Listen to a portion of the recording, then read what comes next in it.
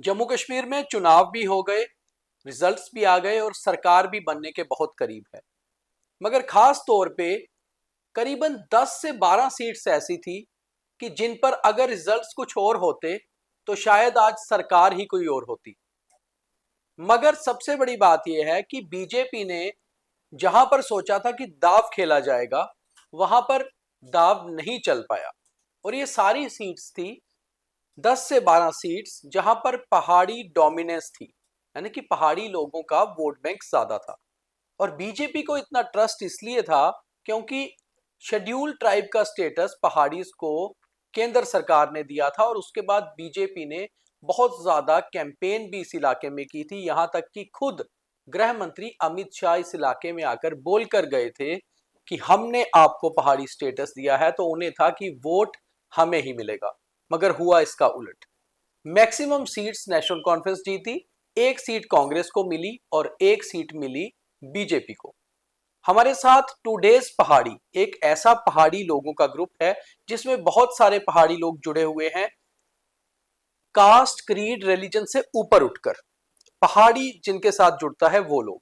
तो बात करते हैं हम, प्रीति शर्मा है हमारे साथ, इंटेलेक्चुअल भी हैं, खुद अपना एक जेकेएस सिविल सर्विसेज के लिए जो बच्चे तैयारी करते हैं उनका एक इंस्टीट्यूट भी चलाती हैं।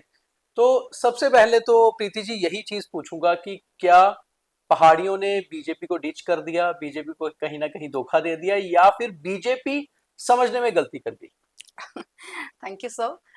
सबसे पहले तो ये क्वेश्चन ही गलत है कि क्या पहाड़ियों ने बीजेपी को डिच किया, क्योंकि ये पहाड़ी ही हैं जिनकी वजह से आज हमारी जो यूटी है वहां पे बीजेपी की रेलिवेंस है।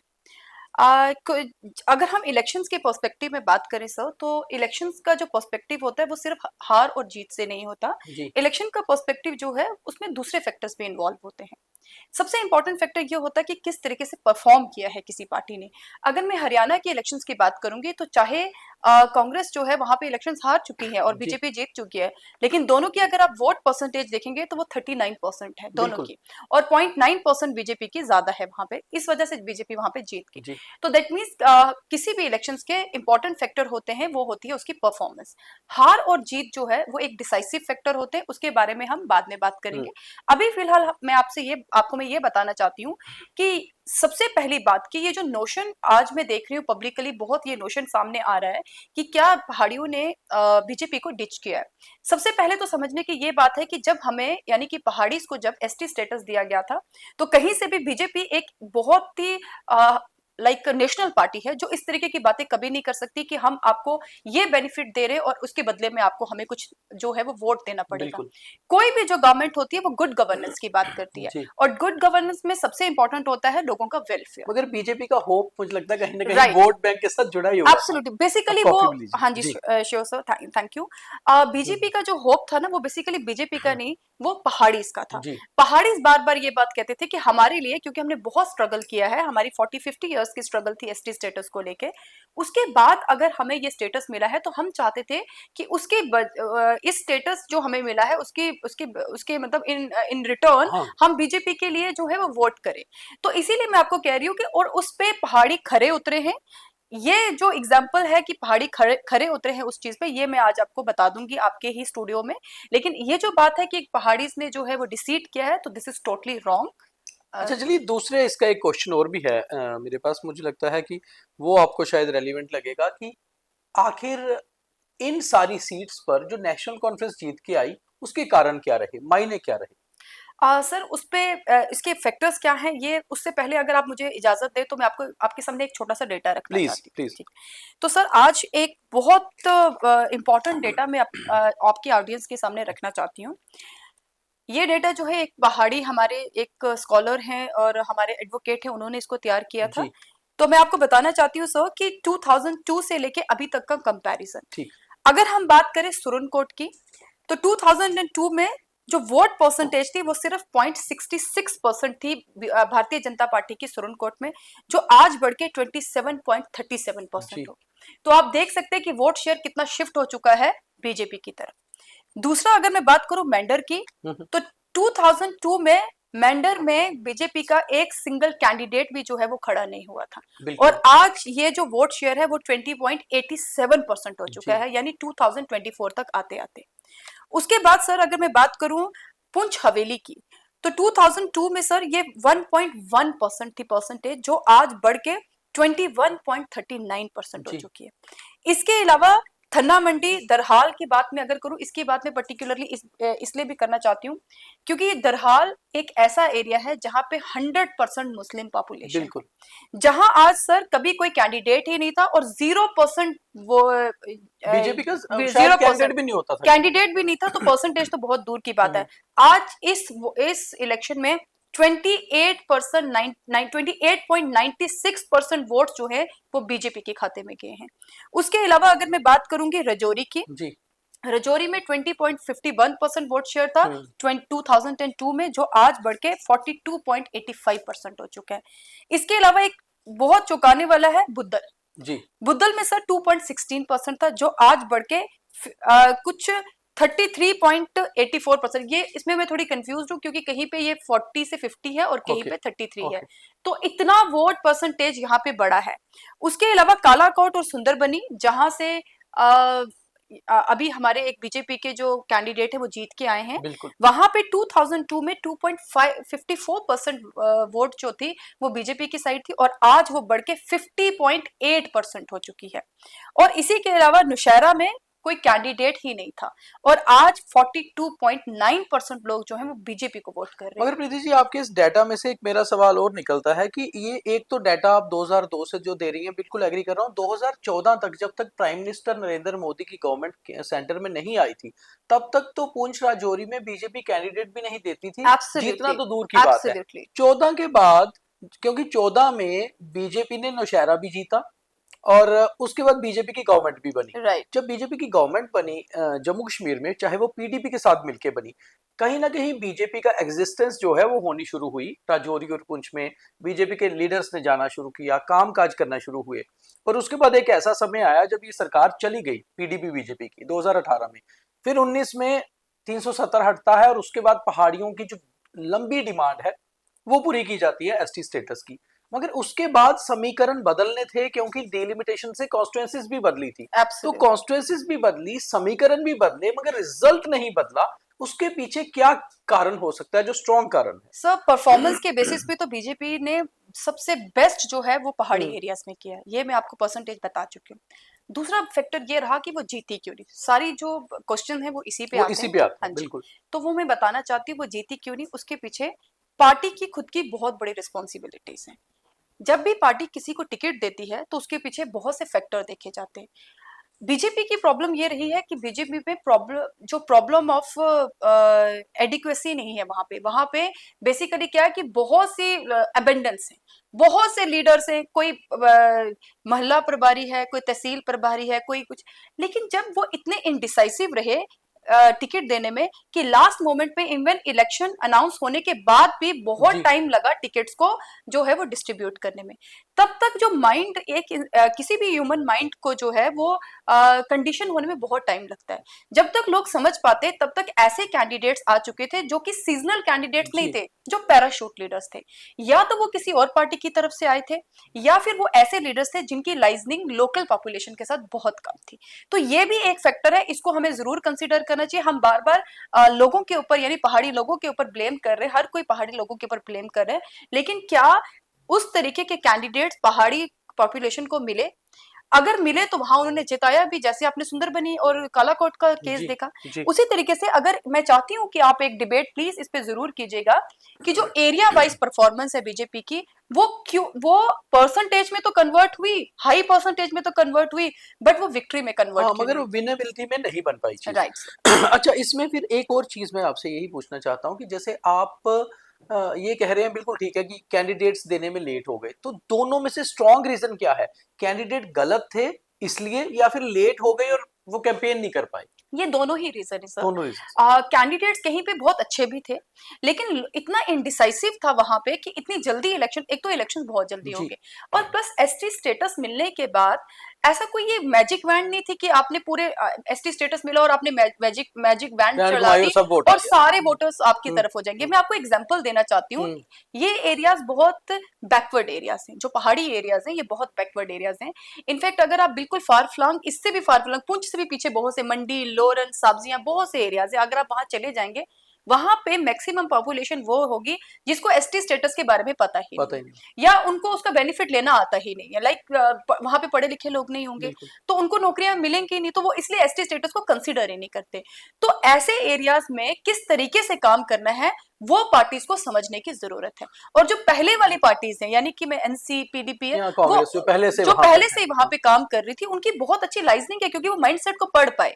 लेकिन बीजेपी को प्रॉब्लम यहाँ पे ये आई कि ऐसे एरियाज में जो पहाड़ी रहने वाले हैं उनको अपनी तरफ कैसे करना है, यहाँ पे बहुत लैक कर गई बीजेपी। वो मैं इसलिए खुल के कह रही हूँ क्योंकि मैं कोई प्रवक्ता नहीं हूँ किसी पार्टी की, ना मैं बीजेपी के साथ एसोसिएटेड है ना मैं किसी के साथ। मैं एक क्योंकि हमारे पहाड़ीज के बारे में एक बहुत गलत नैरेटिव सामने आ मगर रहा आप था। पहाड़ीज की रिप्रेजेंटेटिव हैं, एक पढ़ी लिखी हैं, आप समझ सकती हैं। और टुडेज पहाड़ी जो आपका ग्रुप है उसमें बहुत बड़ी संख्या में पहाड़ी लोग जुड़े हुए हैं। एब्सोल्युटली एब्सोल्युटली सर, मैं तभी ऐसे अच्छा, आपको जब बोली। आपका इलेक्शन अनाउंस हुआ, जब इलेक्शन अनाउंस हुआ, सभी पार्टीज ने कैंडिडेट भी अनाउंस कर दिए, चुनाव प्रचार शुरू हो गया, तो क्या जो आपका ग्रुप है टुडेज पहाड़ी, आप में भी कोई डिसाइसिव फैक्टर या डिसाइडिंग फैक्टर हुआ कि इस बार किस पार्टी की तरफ जाना चाहिए या किन मुद्दों पे वोट करना चाहिए? एब्सोल्युटली सो, मैं आपको एक बात बताती हूँ कि पहाड़ी जो एक ग्रुप है ना, ये जी। बहुत हेट्रोजीनियस ग्रुप है। हम्म। हमारा जो ग्रुप है वो हेट्रोजीनियस इस वे में कि यहाँ पे आपको डिफरेंट कास्ट के लोग मिल जाएंगे, डिफरेंट रिलीजन के लोग मिल जाएंगे। तो हमारे यहाँ पे जब भी हम बात करते थे तो हम बात करते थे कि कौन सी ऐसी पार्टी है जो कि एक इंटेलेक्चुअल वे में हमारी कम्युनिटी की डेवलपमेंट के बारे में सोच रही है। इस वजह से हमने ये डिसाइड किया था कि इस बार जो बीजेपी पार्टी है उसने हमारी जनरेशन को संवारने का काम किया है। जी। ऐसी डिमांड्स जो हम पिछले 50 सालों से कर रहे थे उसको उन्होंने फुलफिल किया। तो ये हम लोगों की रिस्पॉन्सिबिलिटी बनती है कि हम अपने लिए सोचें। हमने बीजेपी के लिए नहीं सोचा, जी। हमने अपने लिए सोचा कि ये एक ऐसी पार्टी है जिसने हमें एसटी स्टेटस दिया है और आगे आने वाले टाइम पे यही पार्टी शायद हम आगे लेके जाएगी, हमारी डेवलपमेंट करवाएगी, हमारी ग्रोथ करवाएगी। क्योंकि अगर आप बाकी पार्टीज को देखेंगे तो उन्होंने ओपनली क्रिटिसाइज किया है एसटी स्टेटस बिल्कुल। को। इनफैक्ट मैनिफेस्टो में यहां तक भी आ गया था कि इनके एसटी स्टेटस को रिव्यू भी किया जाएगा। जी। तो पहाड़ीज के अंदर एक ये बहुत बड़ा डायलेमा था कि किसको वोट करना है। तो आपको मैं गारंटी दे सकती हूँ कि काफी पहाड़ीज का ये मानना था कि बीजेपी इस टाइम के लिए हमारे लिए सबसे बेस्ट पार्टी है, तो बहुत से पहाड़ी वोट करना चाहते थे। प्रीति जी, मेरा एक सवाल बहुत क्रिटिकल है, शायद अगर आप उस पर बेटर जवाब दे पाएं। वो ये है कि जम्मू और कश्मीर डिवाइड हुआ इस इलेक्शन के रिजल्ट के बाद, कि जम्मू ने खुलकर बीजेपी को वोट किया और कश्मीर ने खुलकर नेशनल कॉन्फ्रेंस को। बाकी सभी पार्टीज बहुत नीचे रह गई, इवन की कांग्रेस भी जो एक नेशनल पार्टी है बहुत 6 के आंकड़ों पर सिमट गई। एक और चीज निकल कर आई कि इस बार सिर्फ रीजनल डिवाइड नहीं हुआ, रिलीजनल डिवाइड भी हुआ वोट में। तो क्या पहाड़ी डिवाइड हुए या आपको लगता है पहाड़ियों का वोट एक तरफ गया? सर मैं इस बात से बिल्कुल एग्री नहीं करूंगी कि ये रीजनल या रिलीजियस डिवाइड है। हम्म।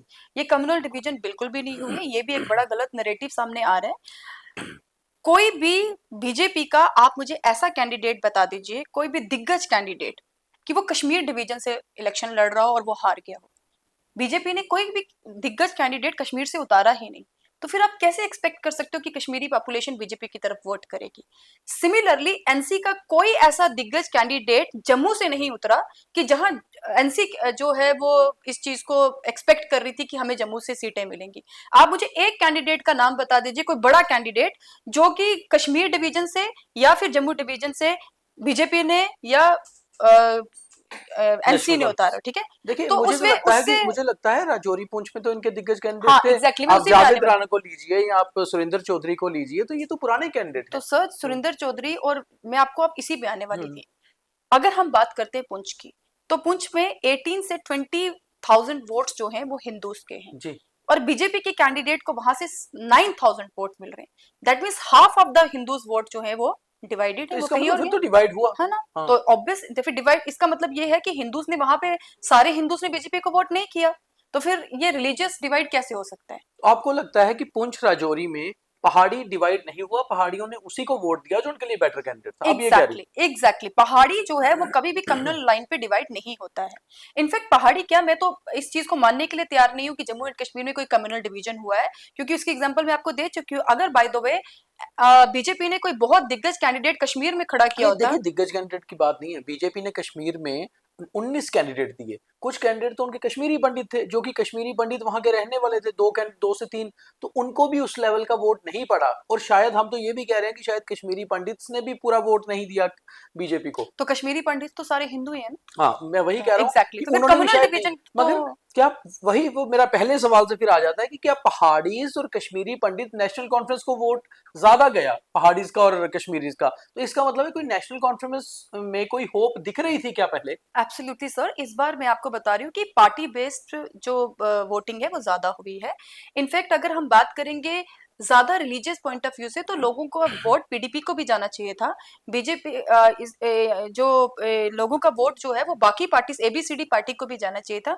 लेकिन एक शिफ्ट आया है एनसी की तरफ, क्योंकि लोगों को एक होप है उसकी तरफ कि एनसी जो है शायद हमारी जो आज की जो एग्जिस्टिंग डिमांड्स हैं या एग्जिस्टिंग जो हमारी जो चाहते हैं जम्मू कश्मीर के लोग, उसको शायद वो फुलफिल करें। मरहूम मुश्ताक बुखारी साहब जो इलेक्शन की रिजल्ट से पहले ही अल्लाह को प्यारे हो गए, मगर उन्होंने चुनाव लड़ा और उन्होंने कहा था कि मैंने नेशनल कॉन्फ्रेंस 4 दशकों के बाद इसलिए छोड़ी कि डॉक्टर फारूक अब्दुल्ला पहाड़ियों को एसटी स्टेटस के खिलाफ थे। हाँ जी। तो आपको क्या होप नजर आती है कि नेशनल कॉन्फ्रेंस पहाड़ी के लिए क्या काम करेगी? मैंने आपको यही कहा ना कि बात यहाँ नेशनल कॉन्फ्रेंस की नहीं थी। जब आप पहाड़ी बेल्ट में जाएंगे ना, तो वहां बात कैंडिडेट्स की थी कि कौन सा कैंडिडेट हमारे लिए क्या करे। देखिए, एसटी स्टेटस मिलना उन लोगों के लिए एसटी स्टेटस इंपॉर्टेंट है जो पढ़े लिखे लोग हैं, जो अर्बन एरिया में या फिर हम टाउन्स में रह रहे हैं। लेकिन जो बिल्कुल एक्सट्रीम गांव में, विलेजेस में जो उनके लोग रह लिए रहे हैं, पहाड़ी स्टेटस का भी उनके असर लिए नहीं हुआ, अब उनका ये कह उनको सकते हैं, उनको एसटी स्टेटस का का तो पता अभी ही तक नहीं है। पता ही नहीं है। अच्छा। तो उनका जो माइंड सेट है उसको पकड़ नहीं पाए। बेसिकली बेसिकली ये बहुत बड़ा इंपॉर्टेंट फैक्टर। आप देखिए कि जहां जहां टाउन होंगे, स्मॉल सिटीज होंगी और अर्बन एरियाज होंगे, यहाँ पे शिफ्ट किसकी तरफ गया है? बीजेपी की तरफ। बीजेपी। लेकिन जो एक्सट्रीम विलेजेस हैं, जो बिल्कुल कटे हुए हैं बिल्कुल अर्बन एरिया से, वहां पे इस स्टेटस का ना तो कोई बेनिफिट उनको मिलना है, ना वो उसको कंसिडर करते। उनका एक ही माइंडसेट होता है कि लीडर कौन है, लीडर ने क्या किया, लीडर हमारे लिए क्या कर सकता चलिए, है। आपने फेसिस को वोट दिया, अच्छे कैंडिडेट को वोट दिया, और सीधी सी बात है BJP NC Congress alliance majority में आ भी गया। कितनी होप है पहाड़ी कम्युनिटी को अब इस अलायंस से? इस अलायंस से अगर मैं आपको एज ए पहाड़ी में जी आपको इसके बारे में जी। बात बताऊं, तो इसकी होप जो है वो, मैं यहाँ पे भी एक ट्रिकी पॉइंट है जो मैं आपके व्यूअर्स को बताना चाहती हूँ। एनसी, कल मैं उमर अब्दुल्ला जी का जो है वो इंटरव्यू सुन रही थी, जिसमें वो बोल रहे थे कि मैं जम्मू कश्मीर का सीएम बनने वाला हूँ, मैं किसी एक रीजन का सीएम नहीं हूँ। बिल्कुल। तो हम जम्मू को भी इक्वली जो है वो देखेंगे और कश्मीर को कश्मीर भी को भी। देखेंगे। अगर हम पॉलिटिकली बात करें तो एनसी जो है वो 32 सीट से ज्यादा गेन नहीं कर सकता था कश्मीर डिवीजन में। अगर ये 10 जो सीट्स की जो जो राजौरी इनको पुट से मिली है। मिली है, हाँ, उसी की वजह से वो मेजोरिटी तक पहुंच पाए। बिल्कुल। तो दैट मीन्स वहां कहीं ना कहीं रजौरी पुंछ के लोग इन्वॉल्व हैं। दूसरा, अगर हम ह्यूमन ग्राउंड पे बात करें, तो वो सीएम जो है वो सिर्फ कश्मीर डिवीजन के नहीं है, वो पूरे जेएंडके के हैं, जेएंडके वो के। उन्होंने खुद बोला है। तो उस बेसिस पे भी वो ये चीज देखेंगे कि उनके लिए ये पॉपुलर सोवरेनिटी का एक कॉन्सेप्ट है, डेमोक्रेसी का कॉन्सेप्ट है, और एक चीफ मिनिस्टर की ये रिस्पॉन्सिबिलिटी और ड्यूटी होती है कि वो सबको इक्वली जो है वो ट्रीट करे। सिमिलरली अगर मैं बीजेपी की भी बात करूं, तो वो कभी डिमांड नहीं करते थे हमसे कि पहाड़ीज हमें वोट करेंगे। ये पहाड़ीज थे जो बोलते थे कि हम बीजेपी को वोट करेंगे। और अगर बीजेपी भी गवर्नमेंट बनाती तो वो कश्मीर को भी इक्वली ट्रीट करती जैसे वो जम्मू को करे। तो मेरी बहुत ज्यादा आशाएं हैं चीफ मिनिस्टर उमर अब्दुल्ला जी से कि वो जम्मू को भी इक्वली ट्रीट करेंगे, हमारी पीर पंजाल को भी इक्वली ट्रीट करेंगे और कश्मीर को भी इक्वली एक ट्रीट मेरा करेंगे। आखिरी सवाल है आपसे कि एसटी स्टेटस तो मिल गया पहाड़ियों को, आप लोग एंजॉय कर रहे हैं एसटी स्टेटस का, कौन सी कुछ ऐसी डिमांड्स और हैं आपकी जिनको लेकर अभी पहाड़ी को स्टेट गवर्नमेंट या सेंट्रल गवर्नमेंट की तरफ देखना है? बिल्कुल, अभी एसटी स्टेटस जो है ना उसका एक लिमिटेड सफेयर है। एसटी स्टेटस का मिलने का मतलब ये नहीं है कि पहाड़ीज जो हैं अब वो ऑल टुगेदर सारे डेवलप हो जाएंगे, सारे ग्रो करेंगे। बहुत से फैक्टर्स हैं जो रीजनल फैक्टर्स हैं जिनके ऊपर फोकस करने की बहुत ज्यादा जरूरत है। और प्लस एक वल्नरेबिलिटी बहुत ज्यादा है पहाड़ीज में कि एनसी आएगी और हमारा एसटी स्टेटस वापस ले लेगी। एसटी स्टेटस जो है वो कॉन्स्टिट्यूशनल मीन्स से मिला है। एसटी स्टेटस जो है उसके पीछे एक लेजिस्लेटिव पूरे इनैक्टमेंट्स के थ्रू हमें मिला है। तो सबसे पहले तो मैं चाहती हूँ कि सेंट्रल गवर्नमेंट और हमारी जो जेएंडके की गवर्नमेंट है वो ये इंश्योर करे कि ऐसे लेजिस्लेटिव प्रोसेसेस को सिर्फ बोल के खत्म नहीं किया जा सकता, ताकि ये वल्नरेबिलिटी जो है हमारी कम्युनिटी में खत्म हो जाए। और उसका बहुत ज्यादा फायदा जो है वो पॉलिटिकल पार्टीज उठा रही है, इस वल्नरेबिलिटी का फायदा बहुत ज्यादा पॉलिटिकल पार्टीज उठाती हैं। तो मैं इस पे जरूर बोलना चाहूंगी कि जो भी सरकारें आए वो इस चीज पे कंसिडर करे कि ये एसटी स्टेटस जो है वो हमें कॉन्स्टिट्यूशनल इनैक्टमेंट के थ्रू मिला है और इसे ऐसे कोई सरकार नहीं छीन सकती। दूसरा, जब डेवलपमेंट की बात आएगी तो इकोनॉमिक फैक्टर्स को जरूर जो है वो देखा जाए कि, और साथ में एरिया को देखा जाए कि जो हमारे पहाड़ीज हैं वो बहुत फार फ्लंग एरियाज में हैं और उनको भी जो है उनके लिए भी एक स्पेशल प्लान्स आने चाहिए, हमारी गवर्नमेंट की तरफ से भी स्पेशल प्लान्स आने चाहिए, ताकि वो भी मेन स्ट्रीम पॉलिटिक्स का पार्ट बने, वो भी मेन स्ट्रीम एरियाज में आके जो है वो अपनी ग्रोथ जो है या अपनी डेवलपमेंट जो है वो कर सके। बहुत धन्यवाद। Thank you sir. बीजेपी की केंद्र सरकार ने पहाड़ीज को एसटी स्टेटस तो दे दिया, मगर उन्हें फार फ्लंग इलाके में रहने वाले पहाड़ियों तक पहुंचा नहीं पाए। कैंपेनिंग में भी कमी रह गई और कैंडिडेट चुनने में भी। तो आखिर वही हुआ, जिस पहाड़ी बेल्ट की सीट से बीजेपी अपनी फिगर को बढ़ाकर सरकार बनाना चाहती थी, उसी पहाड़ी बेल्ट की फिगर को लेकर आज उमर अब्दुल्ला जम्मू कश्मीर की सरकार बना रहे हैं। तो कहीं ना कहीं जम्मू के डोगरा बेल्ट से पूरा वोट बीजेपी को मिला और कश्मीर से एनसी को, मगर डिसाइडिंग फैक्टर जो रहा वो पहाड़ी बेल्ट रही और वहीं से जम्मू कश्मीर की नई सरकार बन रही है। बीजेपी को जब भी कभी जम्मू कश्मीर में सरकार बनानी है, उनको सोचना होगा कि आखिर किस तरह से कैंडिडेट देने हैं और कैसे कैंपेन करनी है, और शायद इस पे चिंतन मंथन होगा भी। बहुत